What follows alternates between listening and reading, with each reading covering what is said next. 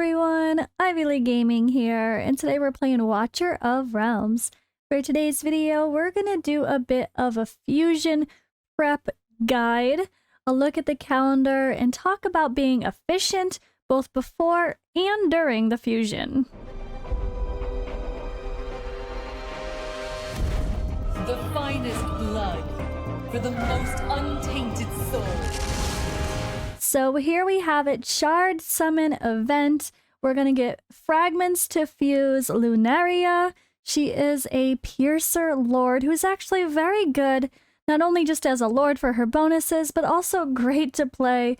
She will make all of us have a much easier time in Gear Raid 3 especially. So personally, I'm really looking forward to getting her. I feel like I'm just at the edge of getting that Gear Raid 3 stage 19, and I think she's gonna be what pushes me over the edge. So with that in mind, I kind of stopped worrying about overly trying to do it. I'm kind of waiting until I get at least one copy of her, and then we'll see how it goes from there. So one thing I really love about these fusion events is they make it very easy to get one copy of the character without having to do everything. That was probably one of the worst things about Raid with the way that they did their fusions, is you kind of have to do everything in order to, literally every single event, in order to get a fragment fusion of a hero. But this game, you can get 2 copies of the hero instead, which I think is pretty cool. So it only takes 75 fragments or shards, shard summon, puzzle pieces as they look here, to fuse the character. So just from doing the events at the top, which is something we should probably all be able to do pretty easily, the questionable one would be Spiritual Altar for summoning. Maybe next Friday, you don't have enough to get the reward there. Maybe, because that depends on how lucky you get.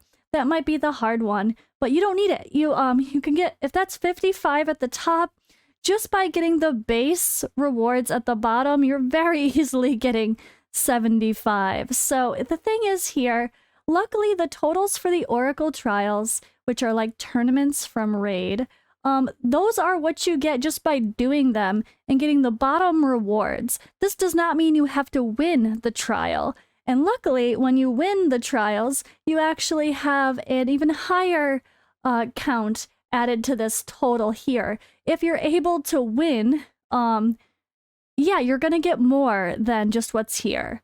So, and you don't have to win first place. It's usually first, second, third to get some extra fragments. So like last time, I tried to be picky about what I did. And that's kind of what I'm going to talk about here.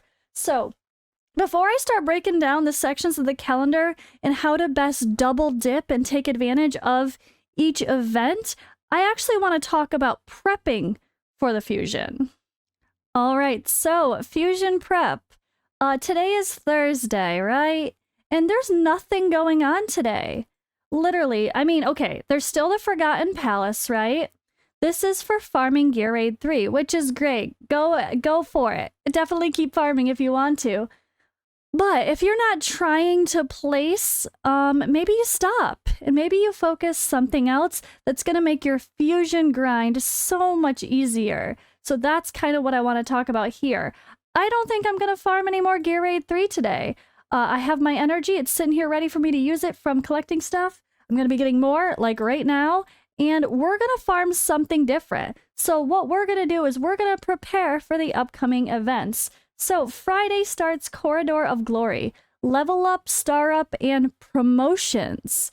This is something that you can always prepare for ahead of time, whether it be like the hero training type Oracle Trial, which was, no, not Arrival of Heroes, whatever the other one was called, hero training, or if it's the Corridor of Glory event here that's sitting here ready and waiting. Either one you can prepare for 100% ahead of time and be ready to literally max the event the second it comes out. And that's kind of my strategy here. And what I mean by that is you can farm the materials ahead of time. You don't need to wait to farm experience. You don't need to wait to farm your promotions. You just need to wait to use them. So what I've been doing is, I think earlier in the week or last week, I had done a bunch of farming here, and now I have 2 million experience. It's not crazy, but it's plenty to level up a couple characters, maybe max 1 or 2, grind a bunch of 4 stars to 5 stars, but that's kind of what I'm waiting on. To make space, I kept taking my 1s to 2, but I stopped there. So then once this event pops, I'm going to bring a bunch of things to 4 star in case I get some epics I want to improve first. And I'll wait to take anything to 5 star.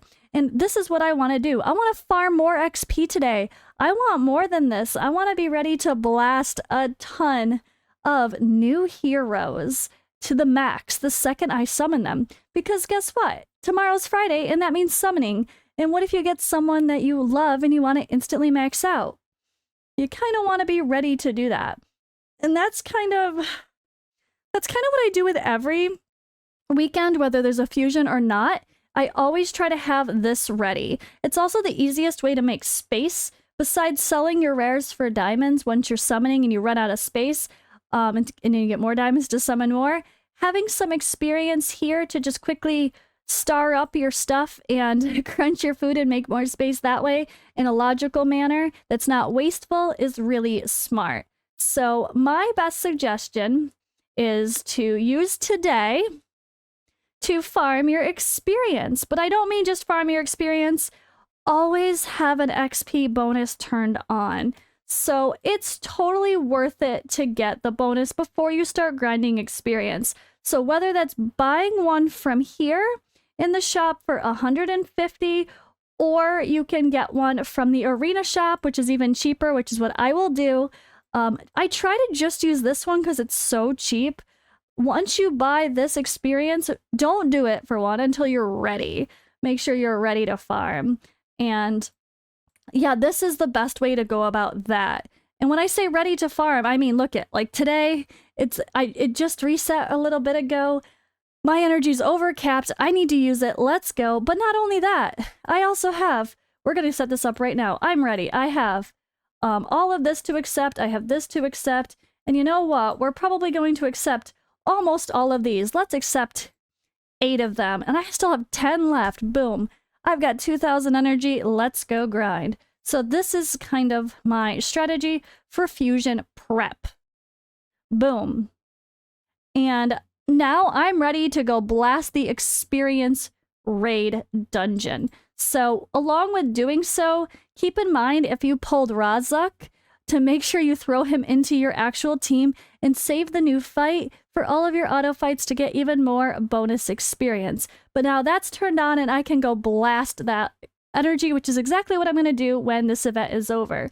But as we also have on the screen here, there's something else you could prep for the fusion before it even starts, and that's gold. Gold is, we know it's an issue in this game. We know they don't give us good enough rewards for gold from events. Like this Wizard's Horde thing is a joke. I don't even know why they did the same amounts again when people have very clearly expressed that this is nothing. Oh, hey, even more stamina. I'll take it. But like this, getting 50,000 gold is 10,000, 20, like it's literally nothing. Like we can't even level up gear for that. So you can go ahead and farm your gold today too. This is another, if you feel like you've got enough experience for leveling up a bunch of characters, you could also farm your gold. This is not enough to finish an event. That would take forever. I mean, it is technically if you want to do so, leveling up a bunch of things only to like 4 or 8 and very slowly get there.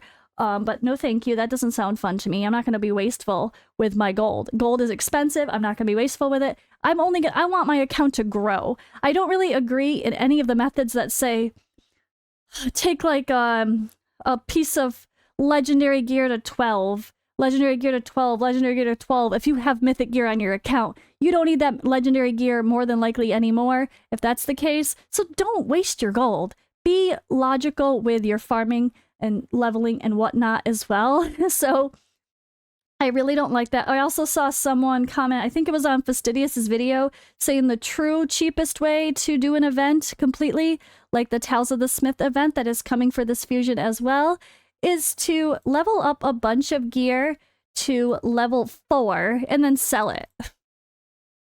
4 sell, 4 sell, 4 sell, and you actually profit and you complete an event. Why? I don't know. Like, you're still wasting gold and then sell when you could just sell your bad gear from the start. I'd rather take all of that gold that was wasted to put something to 4 and put it in something I really want to use. That's going to help my account more. And it's not that hard to complete these events if you just go farm a little bit or cleanse your gear. This is the day to cleanse your gear, right? Before the Tales of the Smith starts, go in your gear, be picky, make those tough decisions. Look at these level 16s. Is this even worth keeping? Look how terrible this piece of gear is. I am going to sell this level 16 gear that I already rolled. It don't need to be on my account anymore. It's not good enough. So try to be more picky, even if it's rolled up. Get rid of your bad stuff. And I already made a video talking through that.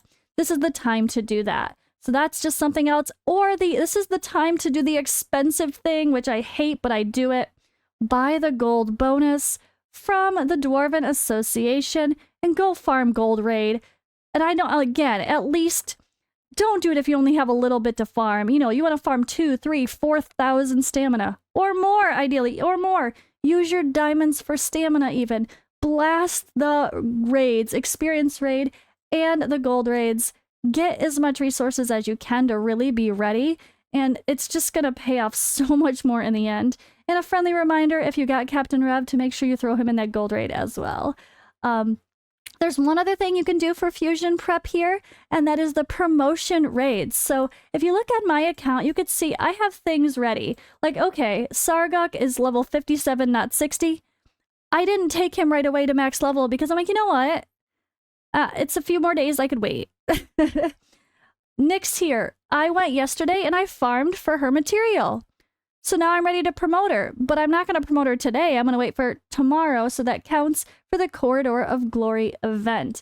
But once I do that, I'm going to have no more marksmen left as far as these promotion materials go. So maybe this is the time I go and farm some more promotion raids, right? So like you can kind of see what you're lacking for your promotion materials and go farm those up too and be prepared for whoever you summon from the summoning event to be able to take advantage of that as well. And yeah, I really think fusion prep is super important. So that's why I wanted to take the time to talk about it. Now we're just going to quickly look through the calendar and talk about where we can double dip and be really efficient. All right, so let's see how they have things grouped together to see where we'll be able to double dip the most. So double dipping is the best. Of course, by that I mean if you have a Brave Conquest event starting on Friday, but on Saturday, a tournament for something else starts. You don't start on Friday, you wait till Saturday, you know, that kind of a thing. But luckily here, it looks like Corridor of Glory involves leveling, promotions, and experience. That's all you need for that. So you can prep for that ahead of time. Don't need to really worry about double dipping, but they will kind of indirectly double dip with the Arrival of Heroes. This is, of course, our summoning event. So you don't have to do every summoning event to be able to do this, so don't worry too much. But if you are going to summon this weekend, you will get points for Arrival of Heroes, and hopefully we can get enough points to be able to take advantage of the trial points here. And then from those heroes, you're going to crunch all those low-level fodder into 1 stars and 2 stars, 2 stars, 3 stars, etc. So that will help you with the Corridor of Glory event at the same time. Brave Conquest is starting on Friday, and so is Vault in the Sands. So our farming of the gear raids will double dip with Brave Conquest, so that's literally a perfect lineup. Then after you've gone ahead and farmed all that gear, be patient, don't level it up until Sunday when the Tales of the Smith start. Always wait until the event for Tales of the Smith starts before you start leveling your gear. Now, if you're kind of looking to push your account a little bit more, maybe you have some mythic gear that's rolled to 12 and you really want to take it to 16 instead, but you can prep by taking it to 15 and then waiting until Sunday to taking it to 16. That's one of those things because it's only the like 4, 8, 16 or 12, 16 that count. So if you have something where you can, what I like to do ahead of time is purposefully prep some gear. So like if I'm working on a new character build and I'm trying to figure out like what gear to work with, I might leave something at level 15, or have I? I know I had some. I don't see it now, of course, though I have been moving my gear around.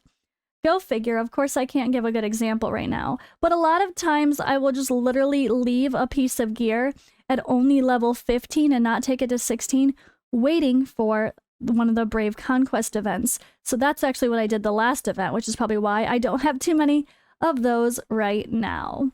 All right, back to this. So just try to prep a little bit if you can, but I mean, everything counts from 4 to 8 to 12 to 16. So don't go pushing everything to 15 now to just take it to 16, or else you're wasting potential points. Unless you really need to just improve your gear to progress a little bit, then try to hold back and at least wait until level 16, or just take something to 12 and wait to take it to 16 later. All right, then we're going to have Awakening of Heroes. That's our other training. And then Spiritual Altar at the same time. So again, the improving of a hero at the same time of getting new heroes is nice to go together, because we're going to level up, star up, rank up, hopefully the new heroes you summon. That's for next week, Friday. There'll be another summoning event like always, so that's good to see.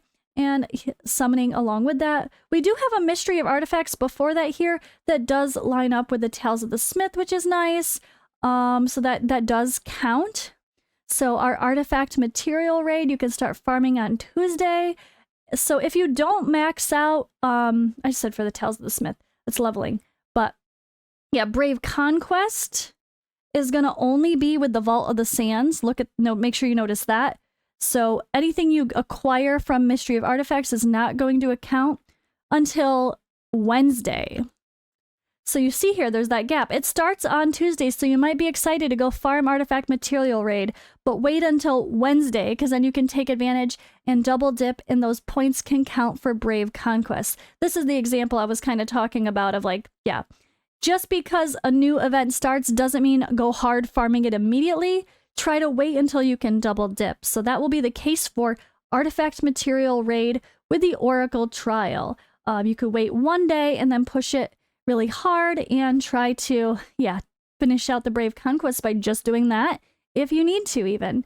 And then we're going to go on. There's a Lost Legacy here. Same thing.